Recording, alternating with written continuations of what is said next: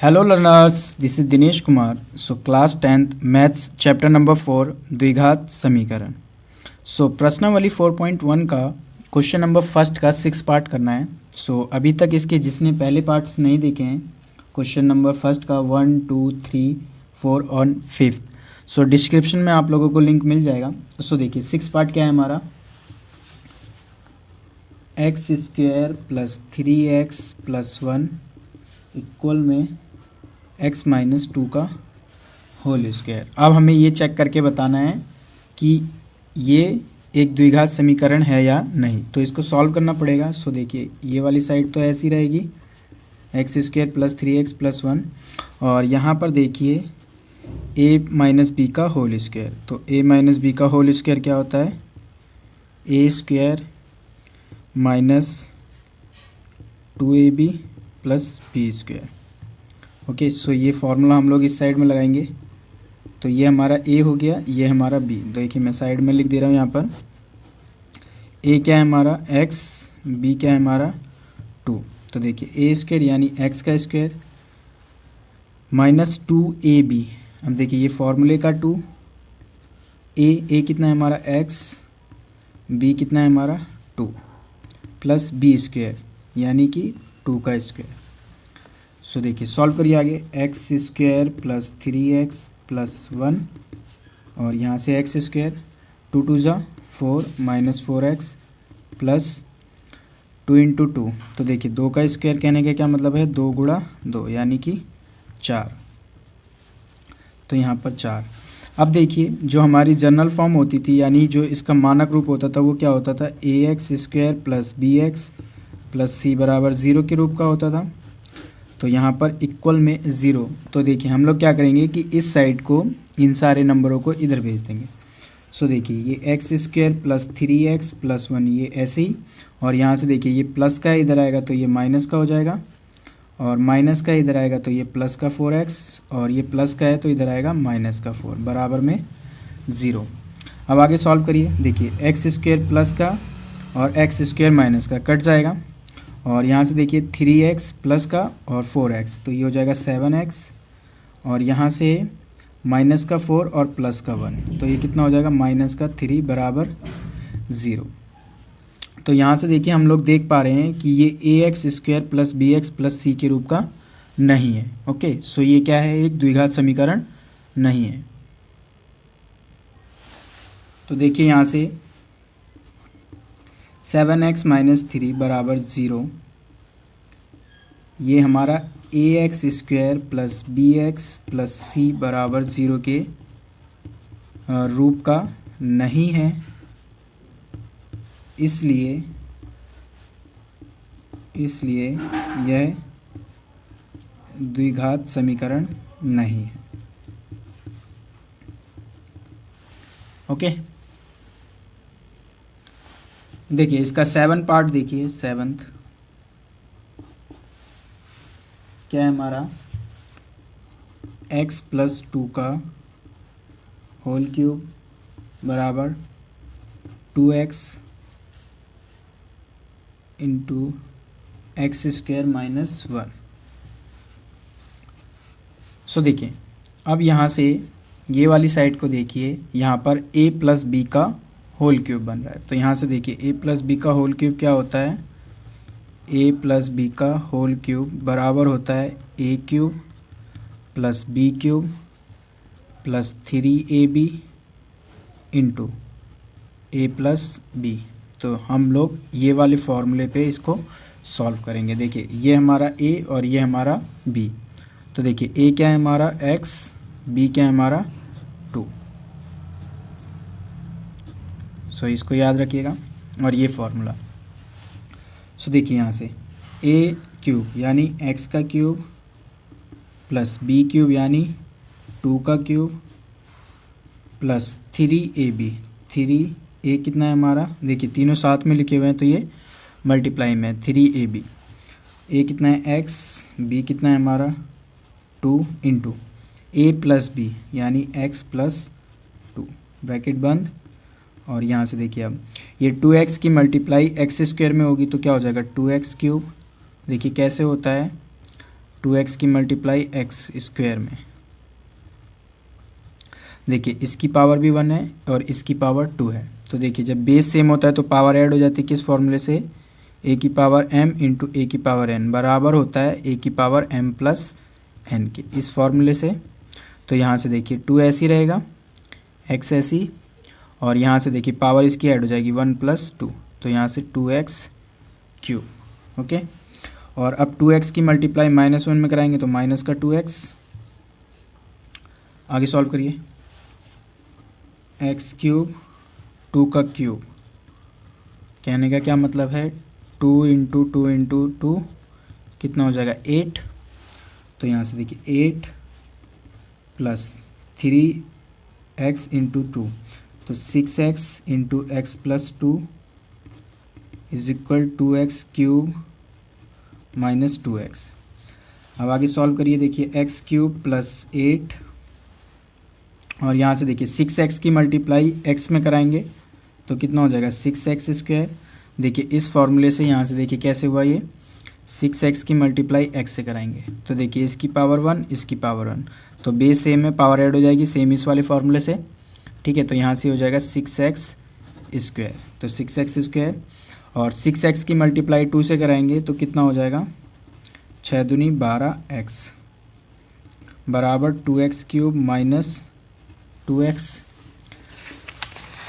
अब देखिए यहाँ पर हमें इस वाली जनरल फॉर्म से कंपेयर करना है ax square plus bx plus c बराबर 0 से, तो यहाँ से 0 यहाँ पर 0 होना चाहिए, तो इन दोनों को इधर भेज दीजिए। तो देखिए x cube plus 8 plus 6x square plus 12x, और यहाँ से ये प्लस का इधर आएगा माइनस का हो जाएगा, और माइनस का इधर आएगा प्लस का हो जाएगा, बराबर में 0।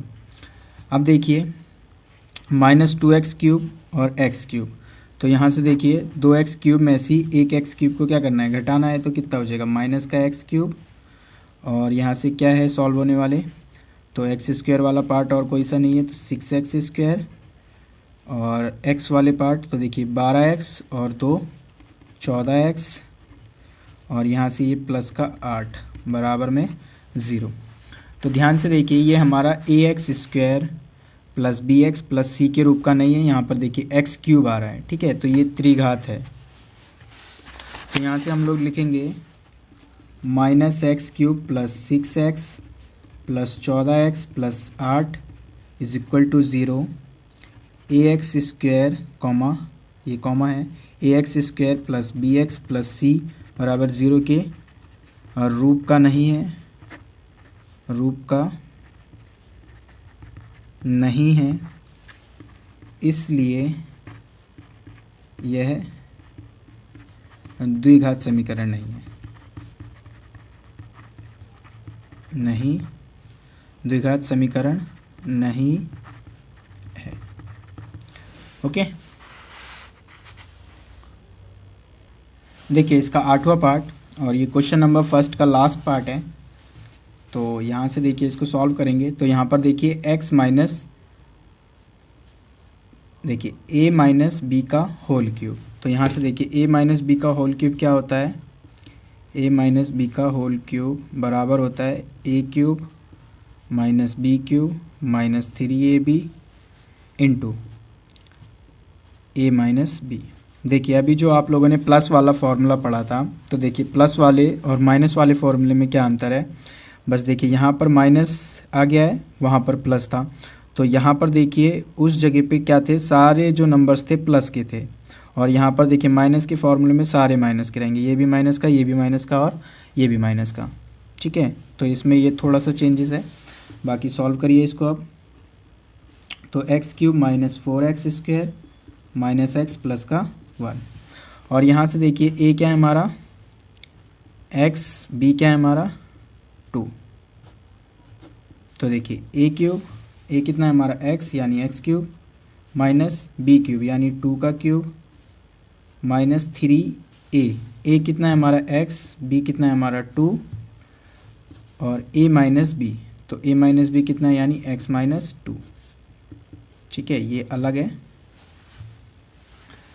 सो x cube minus 4x square minus x plus का 1 और एक्स क्यूब। और देखिए 2 का क्यूब कहने का क्या मतलब है, 2 का क्यूब 2 गुणा 2 गुणा 2 कितना हो जाएगा 8। तो यहाँ से देखिए माइनस का 8 और 3 दूनी 6x, ठीक है, माइनस का, और यहाँ से x माइनस 2। आगे सॉल्व करिए, x cube minus 4x square minus x plus का 1। सो यहाँ से देखिए एक्स क्यूब माइनस 8 और 6x की मल्टीप्लाई माइनस 6x की मल्टीप्लाई x में कराएंगे। तो यहाँ से देखिए माइनस 6x की मल्टीप्लाई x में कराएंगे। तो देखिए इसकी पावर 1 इसकी पावर 1, तो देखिए क्या हो जाएगा, देखिए बेस सेम होता है तो पावर ऐड हो जाती है। तो 1 + 1 कितना हो जाएगा 2 हो जाएगा, यानी कि ये 6x स्क्वायर। तो माइनस का 6x स्क्वायर और माइनस 6x की मल्टीप्लाई कराएंगे -2 से। तो माइनस 6x की मल्टीप्लाई -2 से, तो माइनस माइनस प्लस और 6 दूनी 12 और 12x, तो ये प्लस का 12x। ओके, सो अब देखिए इक्वल में यहाँ पर हमारे पास 0 होना चाहिए, तो हम क्या करेंगे कि इन सारे नंबर्स को इधर भेज देंगे। तो देखिए एक्स क्यूब, अभी तो ये वाला लिख रहे हैं हम लोग, ये माइनस का x प्लस का 1, और यहाँ से देखिए ये प्लस का था तो इधर आएगा ये माइनस का हो जाएगा, और ये माइनस का है तो प्लस का हो जाएगा, माइनस का है तो प्लस का हो जाएगा, और प्लस का है तो ये माइनस का हो जाएगा, बराबर में 0। आगे सॉल्व करिए, देखिए एक्स क्यूब ये माइनस का, ये माइनस है, और ये प्लस का कट जाएगा, और देखिए यहाँ पर 6x स्क्वायर प्लस का और माइनस का 4x स्क्वायर, तो 6 में ऐसी 4x स्क्वायर को घटा देंगे तो कितना बचेगा 2x स्क्वायर और साइन प्लस का, और यहाँ से देखिए ये x माइनस का और ये 12x माइनस का, तो minus minus plus sign minus का, तो ये हो जाएगा 13x, और नंबर वाले देखिए तो 1 और 8, तो ये हो जाएगा 9, बराबर में 0। अब देखिए ये जो है हमारा ax square plus bx plus c बराबर 0 के रूप का है, तो ये क्या है, एक द्विघात समीकरण है। लिखेंगे हम लोग x square minus 13x plus का 9 बराबर 0। ये क्या है, ax square plus bx plus c बराबर 0 के रूप का है, इसलिए यह द्विघात समीकरण है, द्विघात समीकरण है। ओके, सो देखिए क्वेश्चन नंबर 2 देखिए, निम्न स्थितियों को द्विघात समीकरणों के रूप में निरूपित कीजिए। देखिए इसके 4 पार्ट हैं। सो इसका फर्स्ट पार्ट देखिए, एक आयताकार भूखंड का क्षेत्रफल 528 मीटर स्क्वायर है, क्षेत्र की लंबाई मीटरों में चौड़ाई के दुगनी से 1 अधिक है, हमें भूखंड की लंबाई और चौड़ाई ज्ञात करनी है। देखिए हमारा क्वेश्चन क्या है कि एक आयताकार भूखंड है। देखिए आयताकार क्या होता है, एक आयत के आकार का एक भूखंड, भूखंड मतलब ज़मीन का एक टुकड़ा कह सकते हो आप लोग, ठीक है। तो ये कुछ इस प्रकार का है, और इसका जो आप लोगों को क्षेत्रफल दे रखा है 528 मीटर स्क्वायर दे रखा है। अब देखिए यहाँ पर कि अगर ये एक आयताकार है तो इसमें एक लंबाई होगी और एक चौड़ाई होगी। तो यहाँ से सपोज करिए कि ये हमारी लंबाई और ये चौड़ाई, और अब हमें यहाँ पर कह रहा है कि जो लंबाई है, क्षेत्र की जो लंबाई है चौड़ाई के दुगनी है। तो यहाँ से देखिए ये रफ वर्क मैं समझा रहा हूँ आपको, ये लंबाई और ये हमारी चौड़ाई। अब देखिए अगर मैं चौड़ाई को x मान लूँ तो लंबाई क्या हो जाएगी, इसके दुगनी से 1 अधिक। अब यहाँ पर देखिए दुगनी से 1 अधिक कैसे होगी, 2 गुणा x प्लस 1 अधिक है। देखिए अगर ये नहीं समझ में आया आप लोगों को ये कैसे हुआ, तो यहाँ से देखिए, अब यहाँ पर देखिए दुगनी का मतलब क्या होता है कि सपोज़ करिए कि हमारे पास एक 3 कोई नंबर है और मुझे इसका 2 गुना बताना है, ठीक है। 2 गुना बताना है तो 2 गुना कैसे निकालेंगे, 3 को अगर मैं 2 से गुणा कर दूँ तो इसका दुगना हो जाएगा 6, या अगर सपोज़ करिए 4 है, 4 का दुगना कितना होगा, 2 से गुणा कर दीजिए 8, 15 है, 15 का 2 गुना कितना होगा, 2 से गुणा कर दीजिए 30, 40 है, 40 का दुगना कितना होगा 80, 2 से गुणा करके। इसी तरीके से अगर y गुणा 2, यानी y का दुगुना करना हो तो मुझे 2y हो जाएगा। और इसी तरीके से अगर हमारा x हो और उसका 2 गुना करना हो तो कितना हो जाएगा 2x। ठीक है, तो यहाँ से देखिए 2x और 1 अधिक है तो 1 इसमें प्लस कर देंगे हम लोग। ठीक है, और देखिए दूसरी चीज़ ये कि बच्चे यहाँ पर कंफ्यूज रहते हैं कि उन्हें ये नहीं पता चल पाता है कि लंबाई को x माने या चौड़ाई को x माने। तो ध्यान से देखिए क्वेश्चन को एक बार दोबारा रीड करिए। देखिए क्या कह रहा है, क्षेत्र की जो लंबाई है चौड़ाई के दुगनी से 1 अधिक है। जो क्षेत्रफल की लंबाई है चौड़ाई के दुगनी से 1 अधिक है। ठीक है, तो इस वजह से हम लोग क्या करेंगे कि चौड़ाई को x मान लेंगे। और यहाँ से देखिए अगर अभी भी आप लोगों को नहीं समझ में आया है तो क्या करिए, देखिए क्वेश्चन को जब आप लोग पढ़ेंगे तो यहाँ पर देखिए पहले स्टेटमेंट में लंबाई आई थी या चौड़ाई आई थी। तो देखिए लंबाई आई थी और चौड़ाई बाद में आई थी, तो हमेशा बाद वाले को x मान लेना है। आप लोग ऐसे भी समझ सकते हैं। ठीक है, तो यहाँ से देखिए अब लिखेंगे कैसे, माना आयताकार भूखंड की चौड़ाई कितनी हो जाएगी x, और आयताकार भूखंड की लंबाई कितनी हो जाएगी 2x + 1। चौड़ाई के दुगनी से 1 अधिक है। और देखिए हमें क्या दे रखा है, इसका क्षेत्रफल दे रखा है। तो प्रश्नानुसार तो देखिए आयत का क्षेत्रफल क्या होता है, लंबाई गुणा चौड़ाई। ठीक है, तो ये हमारा आयत का क्षेत्रफल होता है, आयत का क्षेत्रफल। तो देखिए लंबाई कितनी है 2x + 1 और चौड़ाई कितनी है x, और आयत का क्षेत्रफल कितना दे रखा है हमें आयताकार भूखंड का 528 मीटर। तो यहाँ से देखिए अब x की मल्टीप्लाई हम लोग एक बारी 2x में फिर 1 में।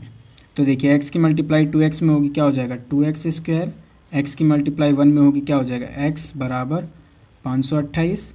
और देखिए हमें क्या करना है, इसको समीकरण बनाना है। तो देखिए जो हमारा समीकरण होता है वो ax² + bx + c = 0 के रूप का, ये इसकी स्टैंडर्ड फॉर्म है या इसको हम लोग मानक रूप भी कहते हैं। तो यहाँ से देखिए इसको इधर भेज दीजिए, तो 2x² + x और ये प्लस का है 528 इधर आएगा माइनस का बराबर में 0। तो देखिए हमें ये समीकरण बनाने के लिए कह रहा था, तो ये इसका समीकरण है। ओके, देखिए इसका सेकंड पार्ट देखिए, सेकंड का सेकंड। तो क्या है हमारा क्वेश्चन, 2 क्रमगत धनात्मक पूर्णांकों का गुणनफल 306 है, हमें पूर्णांकों को ज्ञात करना है। अब देखिए 2 क्रमगत धनात्मक पूर्णांक है। ठीक है, अब यहाँ पर देखिए पूर्णांक तो आप लोगों को पता है क्या होते हैं, लेकिन यहाँ पर एक शब्द आया है क्रमगत। ठीक है, क्रमगत। तो देखिए क्रमगत का मतलब क्या होता है, देखिए मैं यहाँ पर समझाता हूँ आपको साइड में।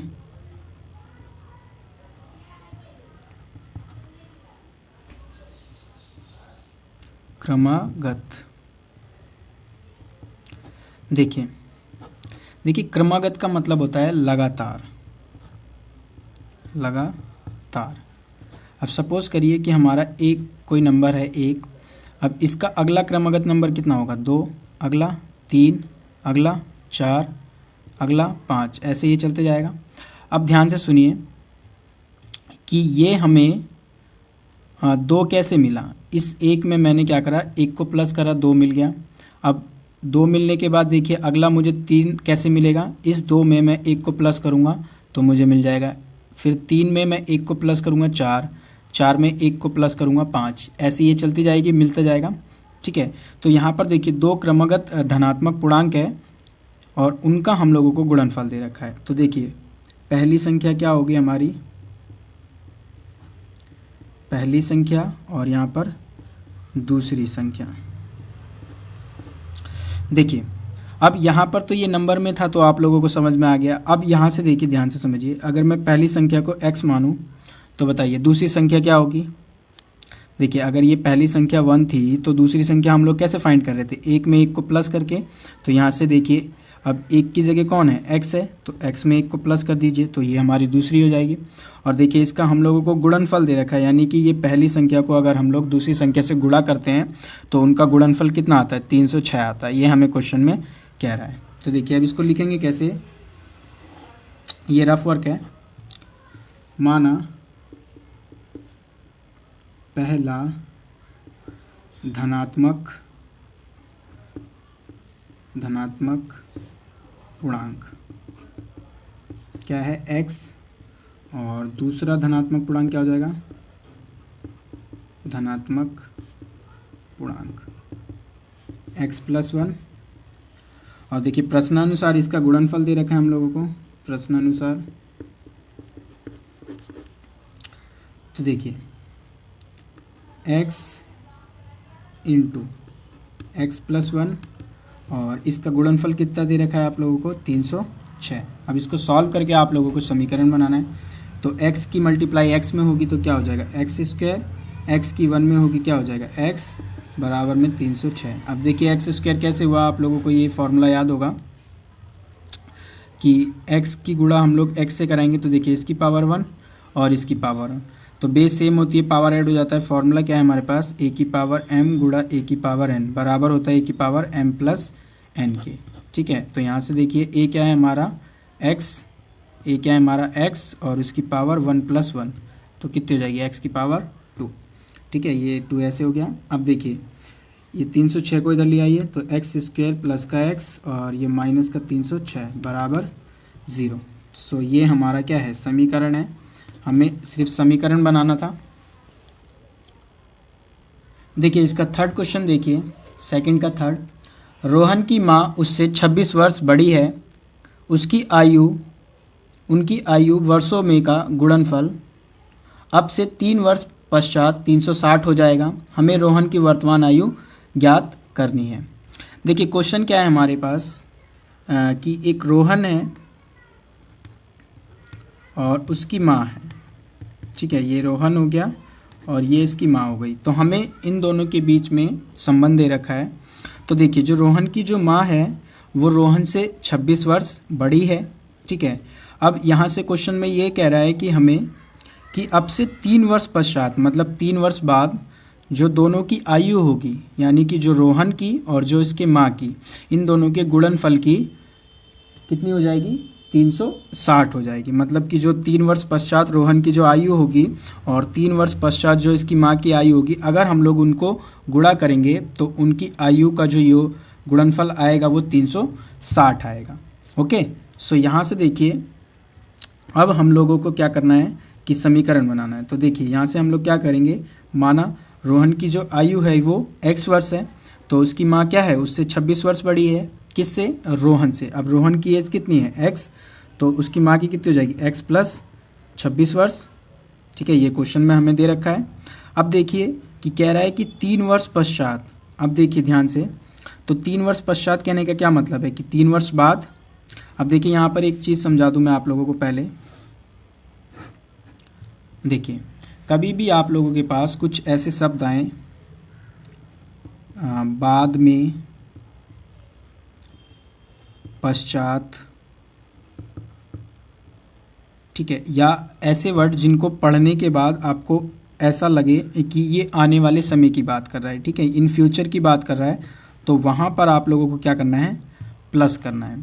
ठीक, तो और यहाँ पर कुछ इस प्रकार से शब्द आए, पहले, पूर्व, ठीक है, कुछ इस टाइप के शब्द आएंगे तो आपको माइनस करना है। ठीक है, तो यहाँ से आप लोगों को ये देखिए यहाँ पर शब्द कैसे भी हो सकते हैं। अब देखिए जैसे यहाँ पर 2 शब्द लिए गए हैं, बाद में, पश्चात, तो दोनों का मतलब है कि आने वाले समय की बात हो रही है। ठीक है, और यहाँ पर देखिए पहले और पूर्व, मतलब ये बीते हुए समय की बात हो रही है। तो कोई भी वर्ड हो सकता है, इनके अलावा भी कुछ हो सकते हैं। ठीक है, बट ये ध्यान रखिएगा कि उनको पढ़ के ऐसा लगे कि ये बीते हुए समय या आने वाले समय की बात कर रहे हैं। तो बीते हुए समय की बात करेंगे तो माइनस, और आने वाले समय की बात करेंगे तो उसमें हम प्लस करेंगे। ठीक है, तो यहाँ से देखिए अब कि जो 3 वर्ष पश्चात मतलब ये आया है, तो देखिए अब हम लोग प्लस करेंगे तो यहाँ पर 3 साल प्लस हो जाएगा। और देखिए अब यहाँ पर इसकी माँ की एज में भी क्या करेंगे हम लोग, 3 साल प्लस करेंगे। अब देखिए यहाँ पर बच्चों को नहीं समझ में आया होगा कि इसमें क्यों प्लस करा। देखिए इस टाइप के क्वेश्चन में, एज रिलेटेड क्वेश्चन में दोनों में ही प्लस करना पड़ता है या दोनों में ही घटाना पड़ता है। सपोज़ करिए कि मान लीजिए अभी रोहन 6 वर्ष का है और उसकी माँ मान लीजिए 20 वर्ष की है, ठीक है। अब मैं यहाँ से ये बोलूँ कि आज से 5 साल बाद रोहन की आयु क्या होगी, तो आप बोलोगे 6 + 5 6 + 5, और 6 वर्ष बाद इसकी माँ की भी ऑटोमेटिक अपने आप ही कितनी हो जाएगी, 5 साल बढ़ जाएगी ना। लेकिन हमने तो यहाँ से रोहन की एज पूछी थी, तो उसकी माँ भी तो अपने आप ही बढ़ जाएगी 5 ईयर बाद, ठीक है। यहाँ पर देखिए एज वाले रिलेटेड क्वेश्चन में बच्चे यहाँ पर हमेशा ये गलती करते हैं, ठीक है। तो ये ध्यान रखिएगा कि एज वाले क्वेश्चन में अगर आप लोग 2 पर्सन दिए गए हैं तो किसी की एज में अगर 5 साल प्लस कर रहे हो तो दूसरे में से भी 5 साल प्लस करना पड़ेगा, या किसी में से एज को घटा रहे हो तो दोनों में से एज को घटाना पड़ेगा। तो यहाँ पर देखिए 3 वर्ष पश्चात की बात हुई थी, तो देखिए हम लोग दोनों की एज को 3 वर्ष पश्चात ले जाएंगे, ठीक है। तो यहाँ से देखिए कितना हो जाएगा x + 3, और यहाँ से 26 और 3 कितना हो जाएगा 29। और अब हमारा इनका जब हम लोग गुणनफल करते हैं तो ये 360 दे रखा है, तो देखिए यहाँ से हमारे पास समीकरण आ जाएगा, ठीक। तो अब इसको लिखेंगे कैसे, ये देखिए, माना रोहन की वर्तमान आयु x वर्ष, तो रोहन की या माँ की वर्तमान आयु, तो देखिए माँ की वर्तमान आयु कितनी है, x + 26 वर्ष, x + 26 वर्ष, ठीक। अब 3 वर्ष पश्चात रोहन की आयु, 3 वर्ष पश्चात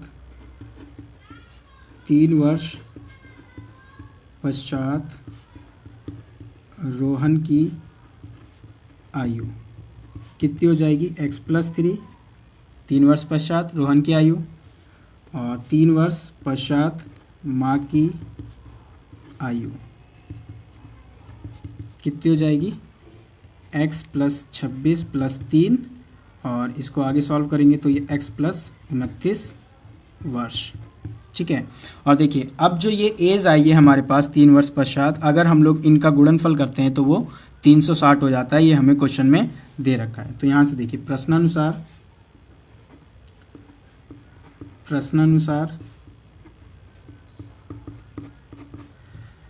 तो x + 3 × x + 29 बराबर है 360 के, ठीक है। अब इसको सॉल्व करना है, तो देखिए ये x की मल्टीप्लाई एक बारी इसमें, फिर x की मल्टीप्लाई एक बारी 29 में, फिर एक बारी x की मल्टीप्लाई 3 में, फिर x की मल्टीप्लाई 29 में। तो यहाँ से देखिए x की मल्टीप्लाई x में करेंगे, तो देखिए x की मल्टीप्लाई x में करेंगे, इसकी पावर 1, इसकी पावर 1, तो बेस सेम है, पावर ऐड हो जाती है, ठीक है। किस फॉर्मूले से, a की पावर m गुणा a की पावर n बराबर होता है a की पावर m + n के, ठीक है, इस फॉर्मूले से। तो यहाँ से देखिए x की जब x में कराएंगे हम लोग x², अब x की 29 में कराएंगे तो कितना हो जाएगा 29x, और x की 3 में कराएंगे तो कितना होगा 3x, और 3 की 29 में कराएंगे तो कितना होगा, देखिए 9 × 3 = 27 का 7 हासिल 2, और 3 दूनी 6 और 2 8 87, ठीक है, प्लस का, और यहाँ से बराबर में 360। ओके, सो यहाँ से देखिए हम लोगों को इक्वेशन फॉर्म करनी है, तो इसको इधर ले आइए, तो x² और ये 29 और 3 कितने हो जाएंगे 32x, और प्लस का 87, और ये प्लस का है इधर आएगा माइनस का, बराबर में 0। तो देखिए x² + 32x, और यहाँ से 360 में से 87 को घटा दीजिए, तो देखिए 360 - 87, तो 3 और 7 और 2, ठीक है।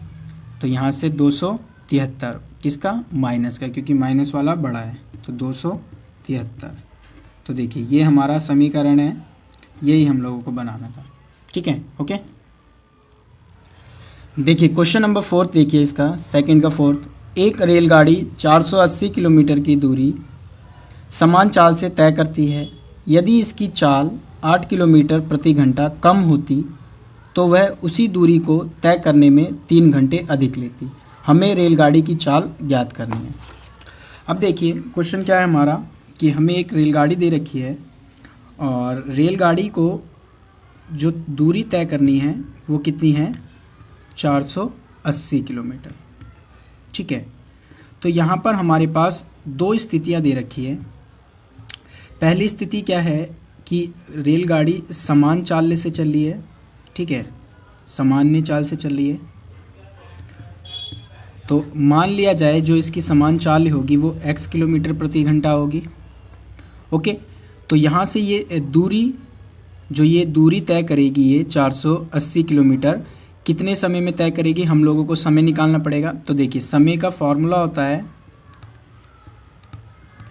दूरी बटे में चाल, दूरी बटे में चाल, ये हमारा समय का फॉर्मूला होता है।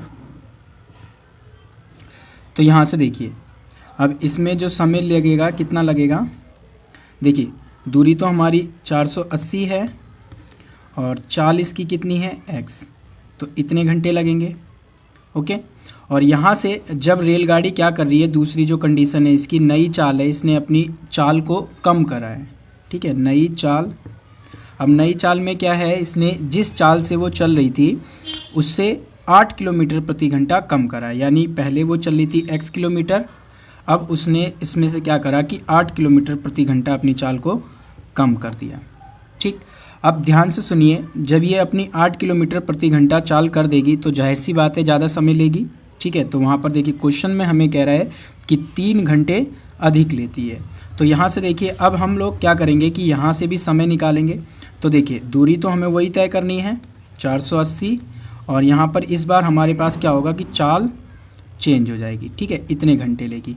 अब क्वेश्चन में हमसे ये कह रहा है कि जो ये वाली जो चाल है, ये वाली जो चाल है और ये वाली जो चाल है, देखिए ये तो समान चाल से चल रहा था। ठीक है, और यहाँ से इसने अपनी स्पीड को कम करा है, तो जाहिर सी बात है ये ज़्यादा समय लेगा वहाँ पर इस दूरी को तय करने में। ठीक है, तो यहाँ पर ये 3 घंटे ज़्यादा ले रहा है। अब देखिए यहाँ पर अगर मुझे इसका समीकरण बनाना है तो यहाँ से देखिए ये 480 बटे में x और बराबर 480 x माइनस 8। अब देखिए ये समय ज़्यादा है और ये कम है, और देखिए दोनों को बराबर करना है तो मुझे यहाँ पर 3 जोड़ना पड़ेगा। ठीक है, अब देखिए अगर नहीं समझ में आया है तो मैं एक एग्ज़ाम्पल देता हूँ, आप लोगों को ध्यान से समझिएगा। अब आप लोगों को एग्ज़ाम्पल समझना है। अब मान लिया जाए हमारे पास सामान्य चाल से कि रेलगाड़ी को ये दूरी तय करने में, 480 किलोमीटर की दूरी तय करने में मान लिया जाए 6 घंटे लगते हैं। सपोज़ कर लीजिए जस्ट आप लोग। ठीक है, ये हमारी समान चाल से चल रही है और ये जो नई चाल है हमारी, इसको नई चाल से जब चलती है तो ये 9 घंटे लेती है। ठीक है, 9 घंटे में लगता है इसको समय।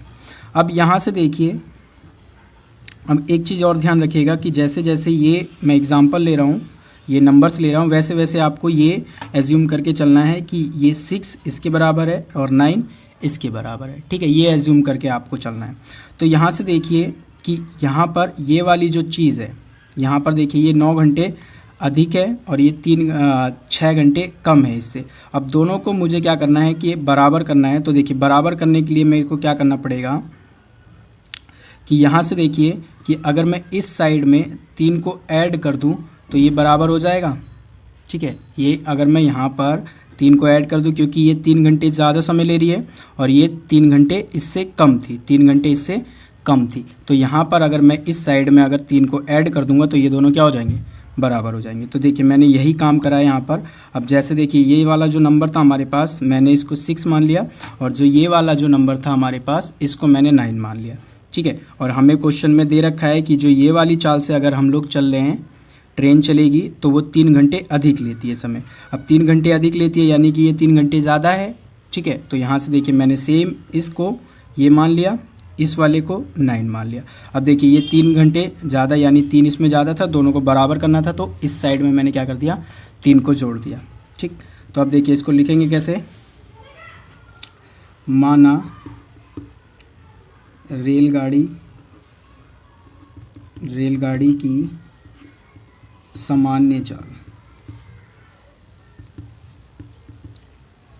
x किलोमीटर प्रति घंटा। ठीक, और हमें दूरी दे रखी है, तो दूरी बराबर 480 किलोमीटर। ठीक है, अब देखिए समान चाल से चलने में लिया गया समय कितना लगा, ये लगा है, तो सामान्य चाल से चलने में लिया गया समय कितना है, 480 बटे में x घंटे। ठीक है, डायरेक्ट फार्मूला लगा दिया। और यहाँ से अब जब उसने अपनी चाल को चेंज करा, यानी कि नई चाल, तो रेल की नई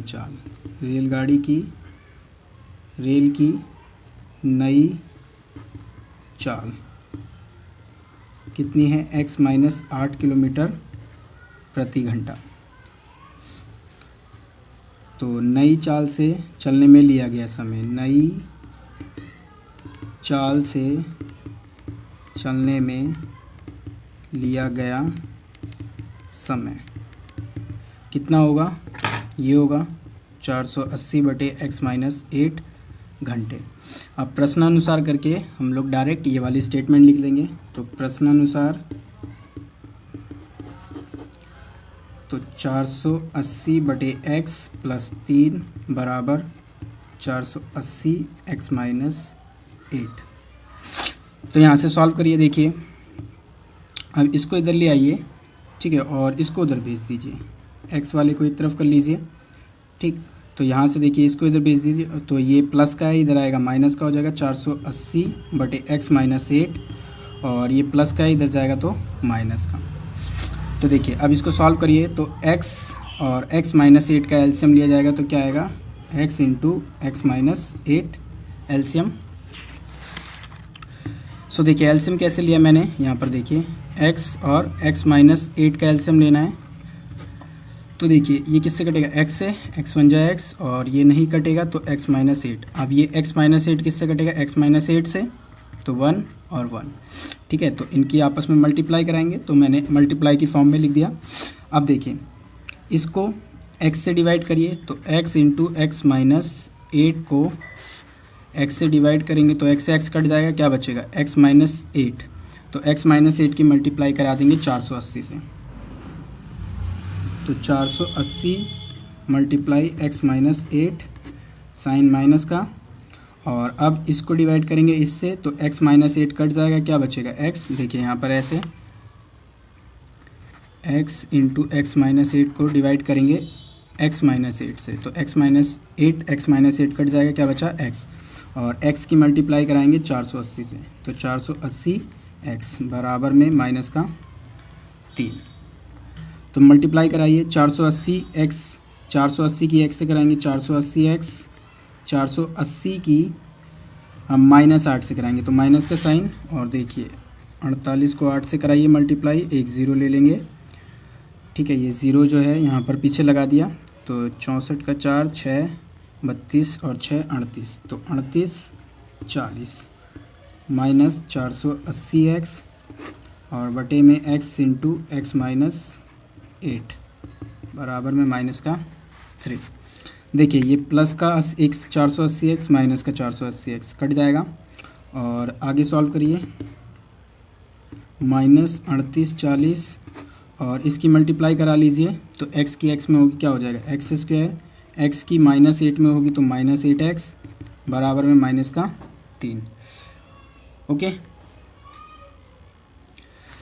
तो देखिए ये डिवाइड में है, उधर जाएगा तो मल्टीप्लाई हो जाएगा, तो यहाँ से देखिए माइनस 38 40 बराबर, अब ये देखिए डिवाइड में है तो इधर आएगा मल्टीप्लाई हो जाएगा, तो माइनस 3 की मल्टीप्लाई करा देंगे एक्स स्क्वायर माइनस 8x से। तो देखिए माइनस 38 40 बराबर माइनस 3 की मल्टीप्लाई एक्स स्क्वायर से कराएंगे तो माइनस का 3x स्क्वायर, माइनस 3x की मल्टीप्लाई माइनस 3 की मल्टीप्लाई माइनस 8x से कराएंगे तो माइनस माइनस प्लस, और 8 3 24 और 24x।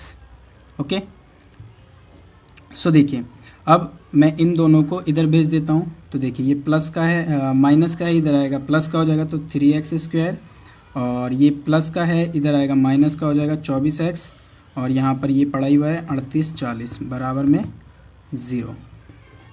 ओके, सो देखिए अब यहाँ पर 3 कॉमन आ रहा है तो हम लोग क्या करेंगे, 3 कॉमन ले लेंगे तो क्या बचेगा x², यहाँ से 3 कॉमन लीजिए, क्या बचेगा माइनस का 8x।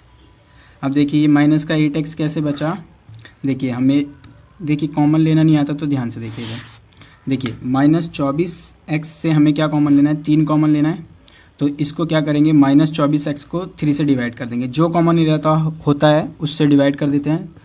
तो 3 एकम 3, 3 अठे 24, तो 8 और x बचा यानी 8x माइनस का और माइनस। अब देखिए यहाँ से 3 कॉमन लेना है तो इसको भी क्या कर देंगे, 3 से डिवाइड। तो 3 एकम 3, 3 दूनी 6 और 2 बच गया, 3 अठे 24 और 0, तो 12 40 बराबर 0। अब देखिए 3 मल्टीप्लाई में उधर जाके डिवाइड हो जाएगा तो x² माइनस 8x माइनस 12 80 बराबर में 0। ठीक है, देखिए ये क्या था, मल्टीप्लाई में था, इधर आके डिवाइड में हो जाएगा ऐसे। ठीक है, तो x² माइनस 8x माइनस 12 80 बराबर में 0।